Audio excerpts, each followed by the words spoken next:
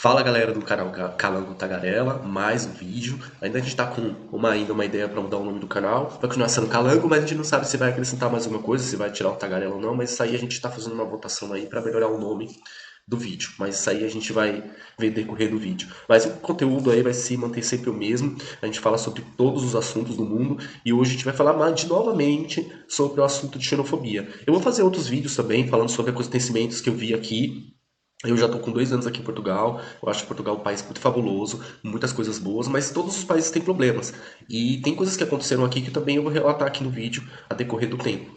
E do Brasil também, né? Porque o Brasil, né, a gente sempre está vinculando Brasil a Portugal, Portugal ao Brasil, e o Brasil também tem suas particularidades, e eu também, como brasileiro, eu também vou falar sobre os acontecimentos por lá. Mas hoje a gente vai falar sobre o assunto que vem sempre voltando à tona, que é o assunto da xenofobia. Eu vi um vídeo de um canal aí super, né, que sempre repercute, né, da UOL, e nós vamos, né, destrinchar esse vídeo aí. Não é um vídeo muito longo, né, eu tento fazer um vídeo no máximo de 10 minutos agora. Se eu fizer um vídeo muito longo é porque o assunto é muito longo, mas eu vou tentar o máximo possível reagir a esse vídeo, né, e falar os detalhes. Tem coisas que eu concordo, tem coisas que eu não concordo. Eu acho que nunca podemos generalizar tudo, né? A gente tem que sempre identificar individualmente as pessoas pelos seus acontecimentos, não pegar toda uma nação ou um grupo em si e falar que esse grupo é todo aquilo, é todo xenofóbico, é tudo ruim, é tudo racista, é tudo aquilo, é coisas negativas. Nós temos que identificar individualmente, né, ser mais pontuais. Porque eu vejo muitos youtubers aqui falando coisas horríveis, por exemplo, sobre brasileiros, até xenofobia entre brasileiros, tá? Eu vejo muitos brasileiros aqui em Portugal criticando o próprio brasileiro. Aqui você tem que andar no sapatinho, pisar entre ovos, porque qualquer ação que você faça que seja deselegante à visão do outro e que incomode, você é extremamente linchado. Então, assim, não é linchado só, assim, talvez fisicamente, mas psicologicamente, mentalmente, moralmente.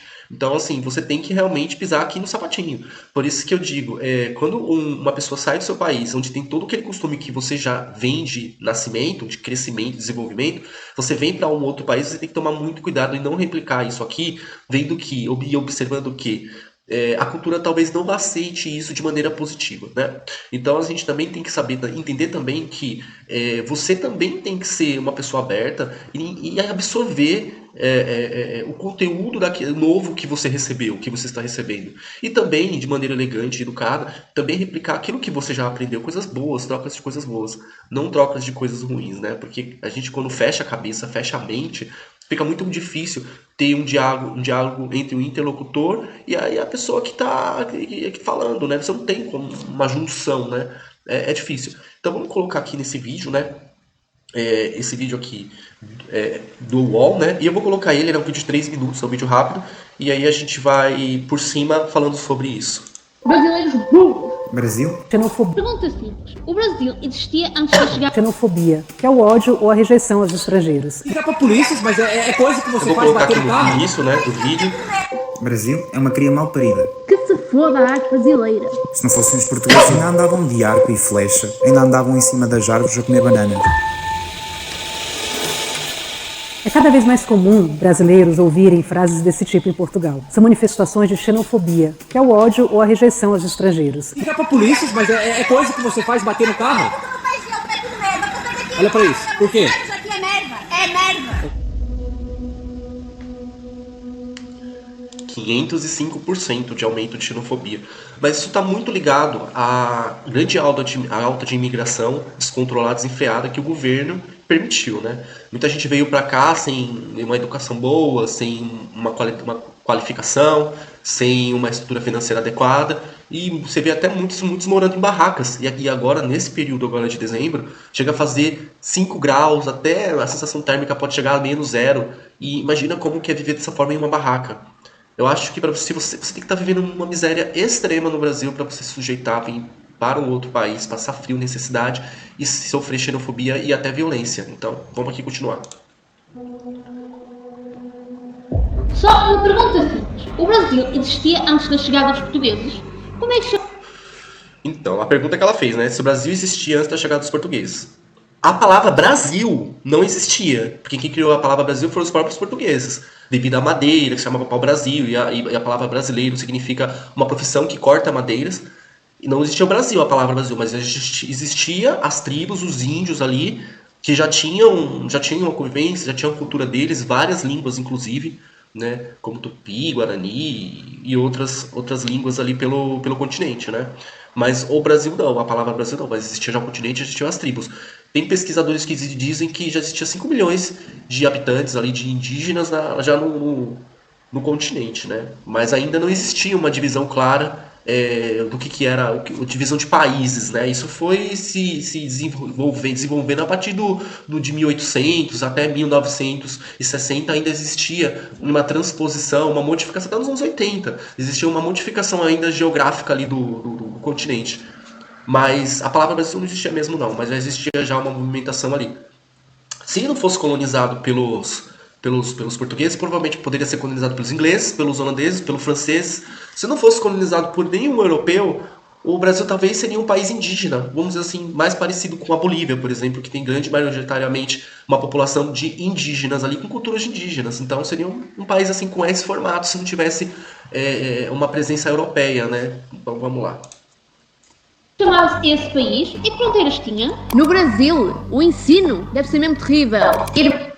Então, assim, o ensino do Brasil, as escolas públicas, tem escolas boas, eu já vi, tem escolas muito ruins mesmo, ensino péssimo, depende da região do país, né, e das práticas do governo. Se o governo daquela região, o governador, o prefeito daquela região, incentiva o estudo, tem lugares que sim, tem lugares que não é o país todo, né? A gente vê isso porque tem escolas particulares lá, tem universidades muito boas lá, e o ensino também é desenvolvido, é oferecido, mas também cabe à cultura e ao interesse pessoal daquela pessoa em desenvolver seus conhecimentos. Mas como hoje em dia tem essa questão de internet, TikTok e outras coisas, as pessoas acabam virando mais interessadas em ver conteúdos inúteis do que realmente ter um conhecimento para que possa exercer uma profissão futura e ser um profissional de ponta, né? É uma coisa que a gente vê muito. Por exemplo, a gente vê que a China, por exemplo, ela fornece TikToker para outros países desenvolver essas brincadeiras, essas músicas, essas danças, mas na própria China, por exemplo, eles focam muito em estudo, né? Em banning, vamos dizer assim, né? A uso desses aplicativos. Irmão, é o país vizinho. Então, esse aí pegou bastante pesado, né? Irmão é o país vizinho, Espanha. Brasil é uma cria mal parida. Essa é uma ofensa bem pesada. Esse é o tipo de nível de ofensa que eu já ouvi em alguns casos aqui, né? Não diretamente pra mim, mas assim, em um contexto plural, mas eu já ouvi isso e também já ouvi ofensas diretamente para outras pessoas, inclusive de outros países, por exemplo, da África, né? Eu já ouvi algumas ofensas assim, mas eu percebo às vezes que isso não é vindo da pessoa porque ela teve uma criação focada nesse tipo de pensamento. E isso aí é muito difícil de reverter, né? Por exemplo, quando uma pessoa lá no Brasil ela é afiliada em algum tipo de partido, se ela é do PT, se ela é do lado do Bolsonaro, então ela tem aquele viés que não muda por nada, o mundo pode estar acabando, ela vai continuar daquele jeito. Espanha. E os espanhóis, se você for ver as histórias, né, antigas assim, né, no início das colonizações, os espanhóis eram bem aversos aos portugueses, né, assim, tanto que tem os franceses também, por isso que aqui teve muita guerra, muita briga aqui por território, né, e eu acho assim, não acho não, né, tenho certeza que os portugueses foram muito guerreiros, porque eles tiveram que lutar contra uma população bem maior, numa região, num país maior, e conseguir esse país numa costa litorânea, né? Então, assim, a gente tem que dizer que, assim, realmente os portugueses eles foram bem valentes, tem uma história muito importante, assim, no desenvolvimento de outros países, entendeu? Isso é muito triste a gente ouvir esse tipo de comentários, porque isso só empobrece e apodrece as relações entre as pessoas. Brasil é uma cria mal parida. O preconceito não está só nos discursos e nas redes sociais. Houve um caso extremo de um engenheiro pernambucano na cidade de Braga. Então, esse caso, inclusive eu fiquei sabendo porque eu vivo aqui em Braga e assim, eu fiquei sabendo desse caso, né, numa cafeteria na região central e na parte central, né, pelo que eu fiquei sabendo foi assim, o português disseram que ele estava bêbado, chegou nessa cafeteria, esse senhor estava conversando com mais duas pessoas que foram embora, ele ficou ainda continuando tomando café e falando no sotaque dele, né, acho que ele é do Nordeste, não sei se ele é de Pernambuco, Alagoas, alguma coisa assim. E esse português que estava alcoolizado perguntou o sotaque dele e acabou agredindo ele, batendo dele. Inclusive, parece que a mãe desse português veio e disse que brigou com ele. Não pode agredir outra pessoa. Então foi tudo uma questão de a pessoa ter bebido, da pessoa ter despertado o seu lado ruim, do coitado do brasileiro ali, do pernambucano, eu acho, né? Tá ali no lugar errado na hora errada. E isso aí tudo virou um contexto ruim, né? Acaba acontecendo esse tipo de coisa. Estava numa cafeteria, teve o sotaque reconhecido por um local e foi espancado. Eu não, graças a Deus eu não apaguei, mas eu tô com muitos hematomas, dores nas costelas. E na Universidade de Lisboa colocaram uma caixa com pedras, e essas pedras eram para ser atiradas no... Isso daí aconteceu há 5 anos atrás, que acho que foi numa universidade, e colocaram essas pedras aí. Isso aí também foi bastante rejeitado por muitas pessoas, por muitos portugueses também. Eles também não gostaram que esse grupo fez isso. Assim, por isso que eu falo, não pode generalizar. Isso foi um grupo de alunos ali, de pessoas que fizeram isso aí, ligados a partidos, né, políticos aí, que fizeram esse tipo de coisa. Os Zucas, que é como se chama pejorativamente os brasileiros, os brazucas, em Portugal. É a mesma coisa, assim, eles chamam a gente de zucas, brazucas, não sei mais o que, mas também a gente chama eles de tugas, né? Já ouvi muita brasileira chamando aquele tuga lá, né? De que Portugal, né? Eu já ouvi bastante desse tipo de comentário, assim, pejorativo. Por que esta preta zuca ainda está cá, afinal? Acho que não... E também esse tipo de fala também preto, essas coisas que a gente via muito nos anos 80, né? Pra quem tem mais de 40 anos vai lembrar da época ali dos Trapalhões, anos 80, anos 90. A gente via muito esse termo, né? Preta, negra cabelo duro. Tinha até essa música do Negra cabelo duro que foi bem censurada no Brasil, né? Hoje em dia ela nem é mais tocada, nem é mais cogitada, porque virou uma música racista, né? Bem que eu acho que às vezes as pessoas exageram um pouco, né, com uma música, mas eu acho que para manter a tranquilidade do espaço, e nós que somos brasileiros e vivemos num multiculturalismo e numa diversidade de pessoas, eu acho que foi bom ter feito isso, meio que colocar essa música lá no baú, porque além dela ser velha, evitar para que não ofenda, né? Se você ofende alguém, aquilo te ofende alguém, é melhor a gente deixar guardadinho lá no baú do esquecimento. A xenofobia aumentou muito também, porque houve um aumento da imigração. Nunca houve tantos brasileiros em Portugal quanto agora.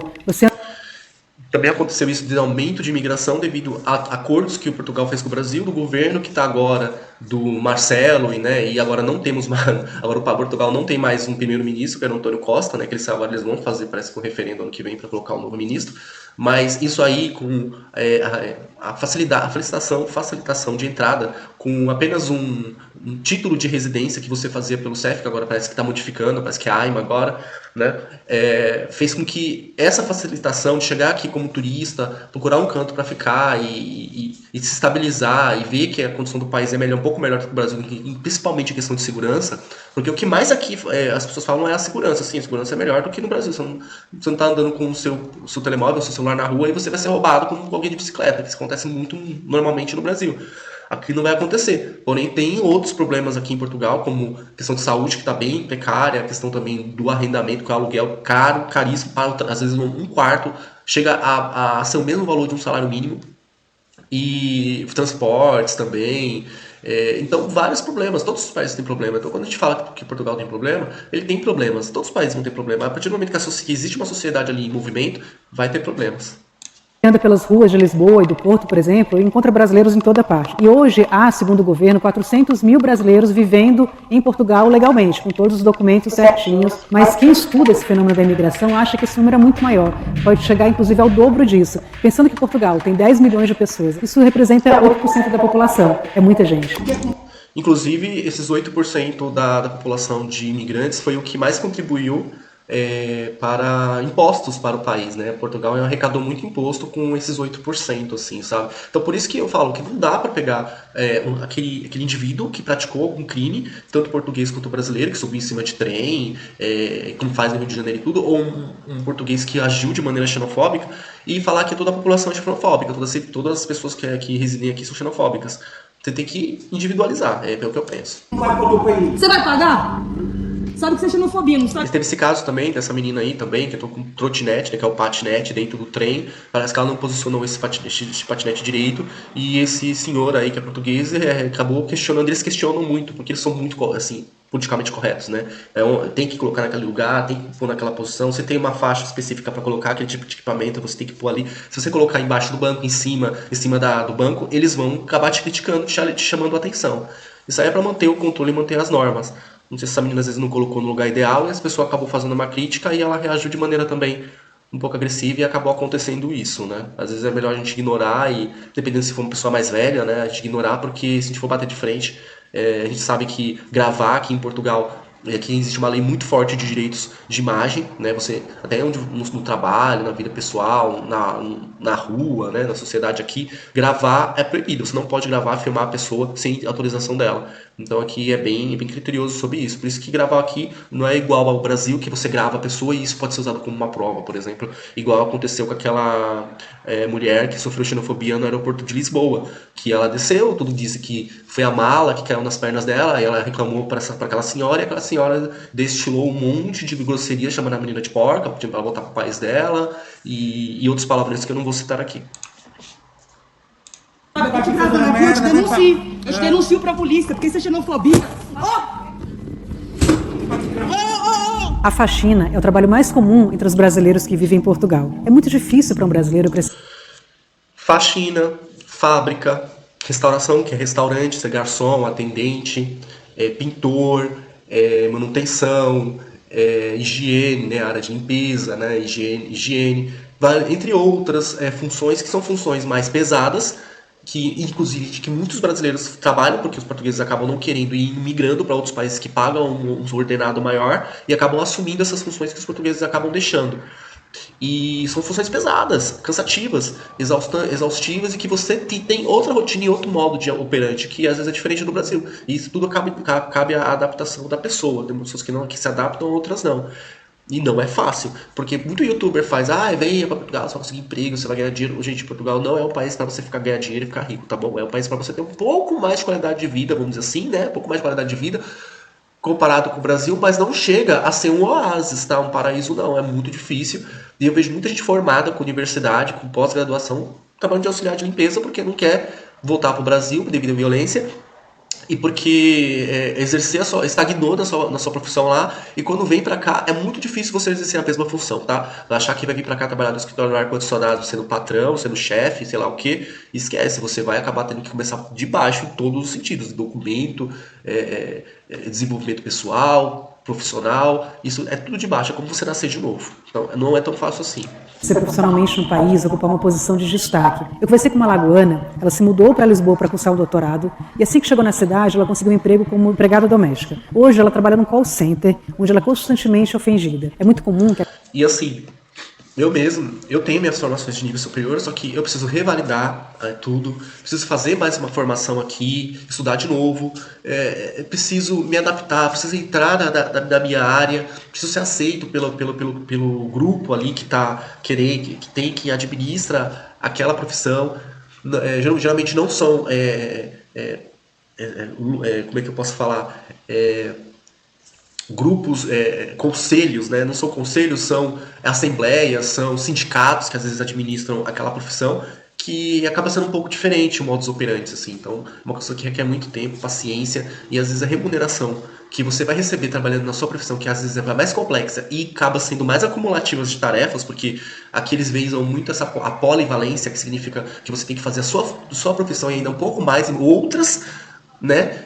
Além daquela que você se formou, né? Se você, por exemplo, é um profissional de TI, você tem que saber contabilidade, você tem que saber matemática, você tem que saber programação, você tem que saber limpeza, você tem que ter um monte de coisas que eles vão pedir para você, e como você é aquela pessoa que está precisando entrar ali sem se engatar para poder ir, você tem que aceitar. E aí, às vezes, o salário pode ser um salário mínimo, porque aqui, como é um país baseado no socialismo, né, e tudo, então eles igualam as pessoas tudo pela mesma base salarial. Então, às vezes você é um enfermeiro e você está ganhando 880 euros, você é um operador de fábrica, você está ganhando 880 euros, 900 euros. Então, não é a profissão, então é a necessidade que o país precisa de mão de obra no momento. Que a pessoa do outro lado da linha, por exemplo, peça ela para passar por uma atendente portuguesa porque não entende o que ela diz. Se não fossem os descobrimentos portugueses, provavelmente esta senhora nunca estaria no Brasil. Esse foi um comentário épico, assim, se não fosse o descobrimento dos portugueses, provavelmente essa senhora nunca estaria no Brasil, mas sim em África. Bom, ela não estaria na África, porque provavelmente ela estaria no Brasil e ela seria uma pessoa indígena, né? Ela seria de alguma tribo indígena, ou se fosse hoje, depois de 200 anos, ela seria de alguma cidade indígena, né? De povos indígenas. Ela não teria contato com o africano, porque quem trouxe os africanos foram vocês portugueses das caravelas, nos navios, lá nos barcos, lá, acorrentados, e trouxeram para que eles fossem mão de obra. Como eu dizia antes, os índios eram nativos, os índios são nativos, né? E eles conhecem todo o território, são áreas muito difíceis capturar eles, e eles eles serem usados como uma massa de manobra, ou mão de obra, ou sei lá o que seja, eles acabam usando os escravos que foram trazidos da África, inclusive vendidos por reis ou por também pessoas lá de poder aquisitivo, né, reis lá, que também tinha na África, sendo vendidos para os portugueses. Então os portugueses iam lá, falavam com o rei, que também era negro, falavam, eu quero comprar esse escravo lá para levar lá para a África para ele trabalhar para mim. E aí comprava ele e levava. Você vê muito em filme, tem muito documentário aí que se você dá uma procuradinha você acha facilmente. Mas se não fosse os descobrimentos, justamente por causa dos descobrimentos portugueses é que vieram os africanos. Se os portugueses não tivessem pisado no Brasil e não tivessem levado os africanos para o continente sul-americano latino, a gente nunca teria a cultura africana desenvolvida lá, né? Hoje em dia a gente tem muito afrodescendente, mas eles não existiriam se os portugueses não tivessem levado, ao contrário.